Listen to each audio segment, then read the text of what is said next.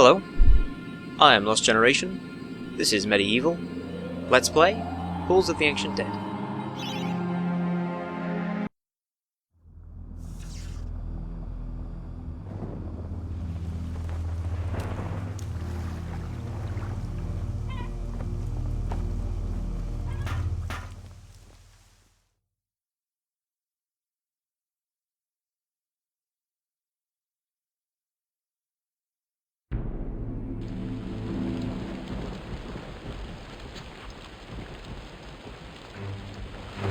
Cold and dark and reeking of death.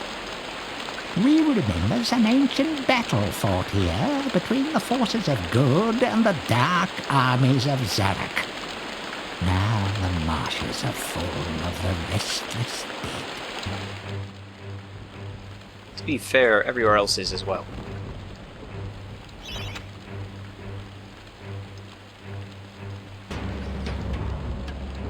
This level's a bit sort of the opposite of the Enchanted Earth. No shadow demons. The enemies are surprisingly weak, in fact, but the level itself is pretty dangerous.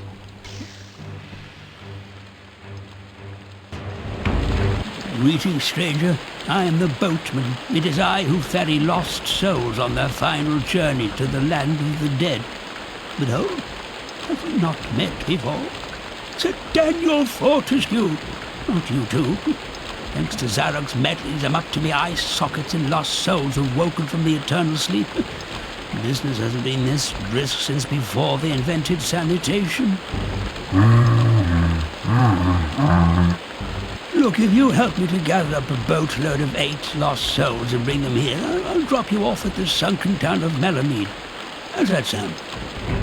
So this is a sort of mission-based level. The exit's at the start, but you have to come back with all 8 items. Get used to that sound effect. Heavy Knights are indestructible unless you push them into enemies.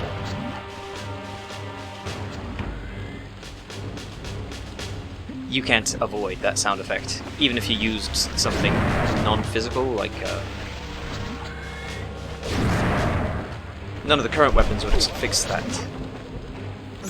No matter what you hit them with, they have that metallic sound.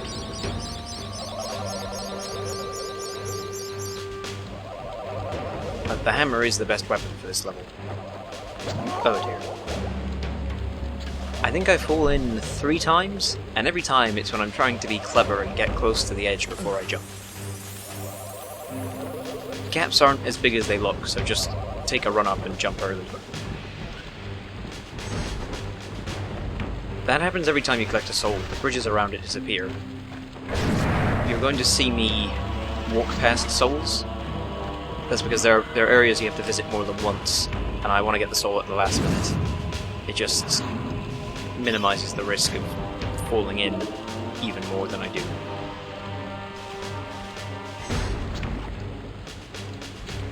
Another example of me being wrong in the past, I said that a lot of weapons didn't get used again. In the past I've used the crossbow, and now I'm reusing the hammer because for the knight's gimmick, it's great. If you try to hit them with normal weapons, it takes forever to knock just one of them in. But the shockwave hits multiple times, knocks them upwards slightly, and you can send them flying. It saves a lot of time. It also helps that sometimes they fall in of their own accord.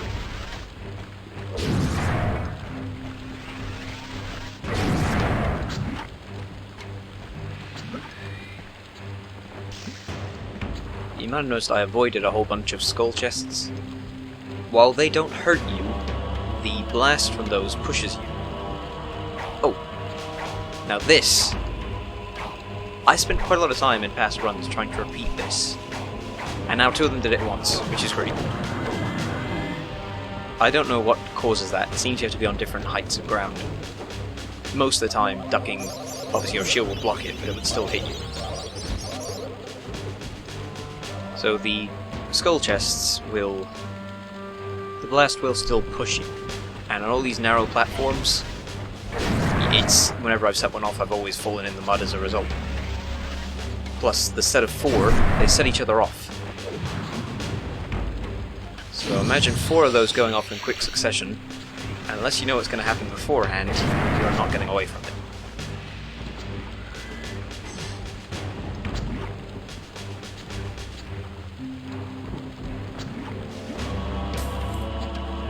And here it comes again. Just jump early. Then, I think I said before, for a guy with no muscles, he can jump pretty well.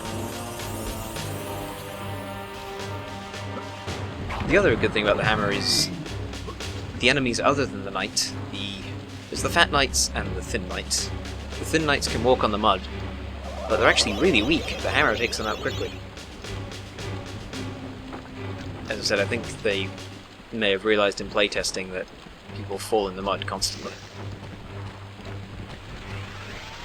You don't need dangerous enemies on top of that. If this level had shadow demons, I don't think I would have ever got past it.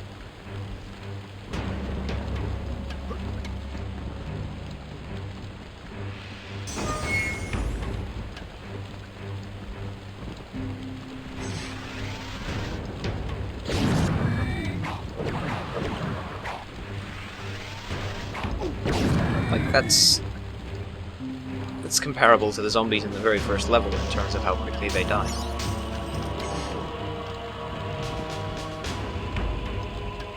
Also, there are no prizes for guessing what these chariots do.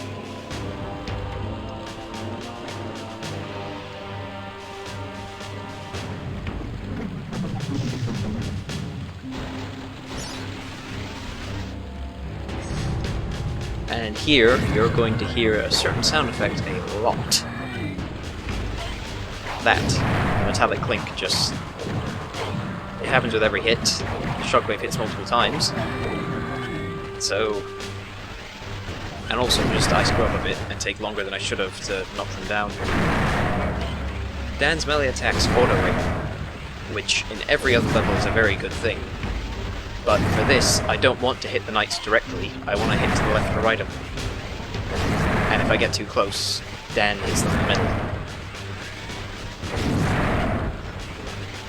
It doesn't take a huge amount of time, but it's just something to notice. I think it's what first made me realise that he auto-aims at all. You can sort of see it as well if you're standing still, his head turns to look at the nearest enemy.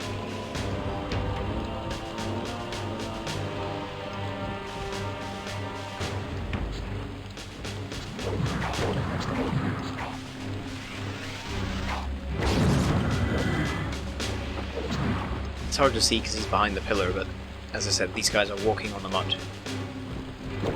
And it means they can take shortcuts if they're chasing you.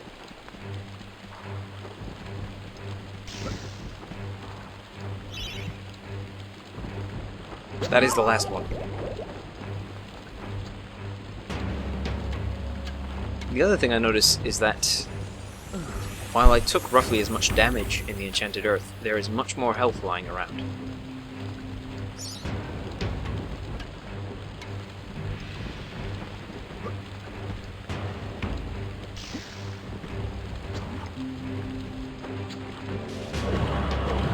One thing to point out, you need to kill almost every enemy in this level to get the chalice, though the tentacles don't count. So with those guys that pop out of the ground, you can run past them, but I prefer to wait for them. There's a third enemy type that will show up to finish up and get the chalice, but killing the walking knights is easier. Oh, that guy just fell in on his own.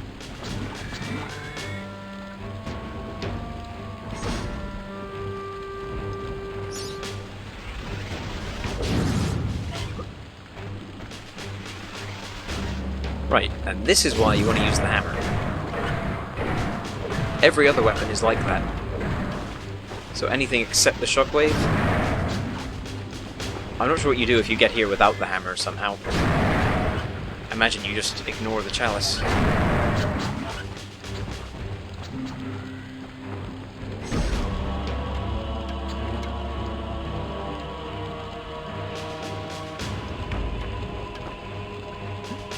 Once you have all 8, these guys appear.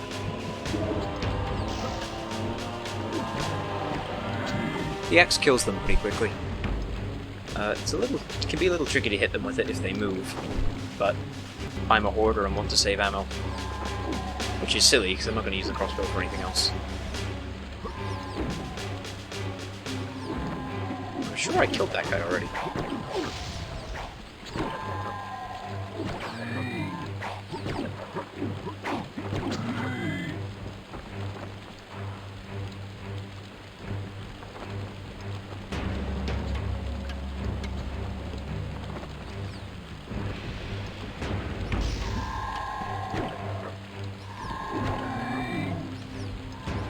Yeah, it's when they do this where they fly out over the mud.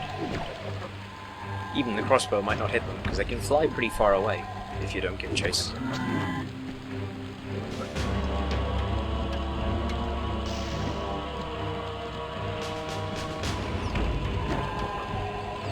You can jump to the ground from there.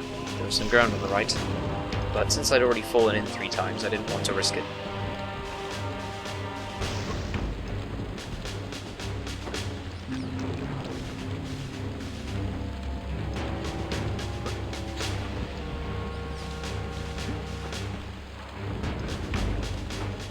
And this is a very important chalice. It's technically number 14, because the fairies count. It will say 13 with the level select. And with number 14, you get the choice between the ultimate weapon, either melee or ranged. Thread voted for melee, and I think that was a good choice. We'll be seeing it soon.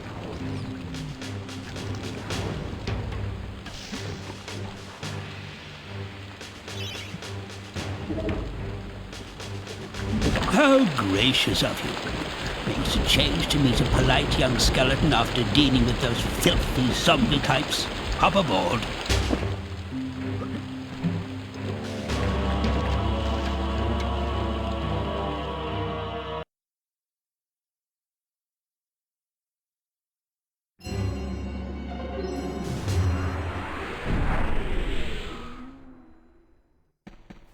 I don't think that gargoyle's had anything to say for a while now.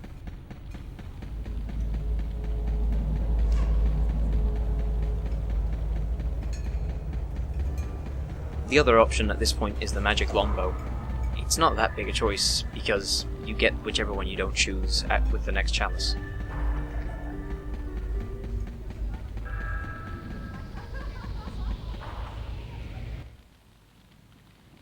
Alright then, man. How you doing?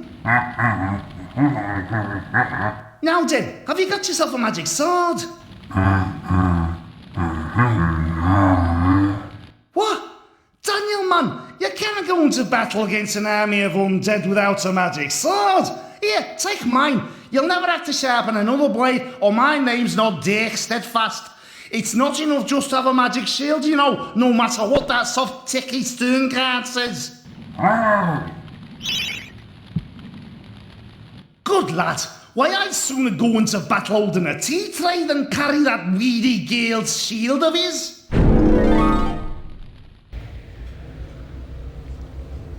And we have the magic sword.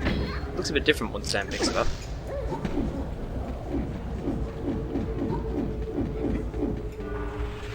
I think the game was designed around you missing some chalices because we're only a little over halfway done. So this is gonna make life easier.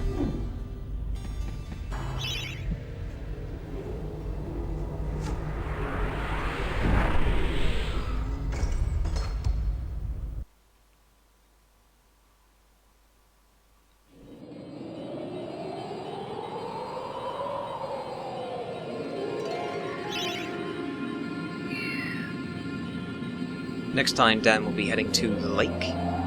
But that's it for now. I am Lost Generation. This is MediEvil. Thank you for watching.